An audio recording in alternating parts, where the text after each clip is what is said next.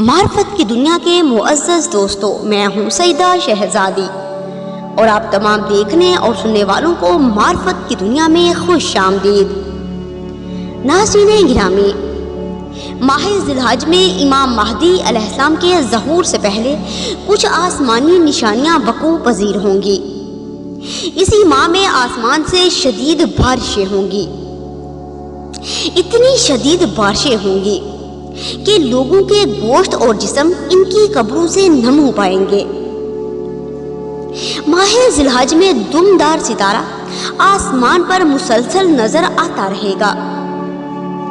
ماہ ذی الحج میں ایسی آندیاں چلیں گی کہ حبوط آدم سے آج تک کسی نے یہ آندیاں نہیں دیکھی ہوں گی۔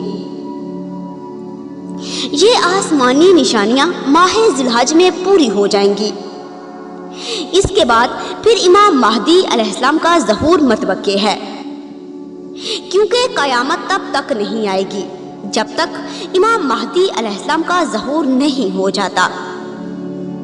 متعدد کتابوں میں احادیث بارہا لکھی گئی ہے، اگر قیامت آنے میں ایک دن بھی باقی ہوگا تو اللہ اس دن کو اتنا طویل کرے گا یہاں تک کہ امام مہدی علیہ السلام کا ظہور ہو جائے گا۔ اگر قیامت آنے میں ایک رات باقی رہ جائے گی تو اللہ اس رات کو اتنا طویل کر دے گا کہ امام مہدی علیہ السلام کا ظہور ہوگا۔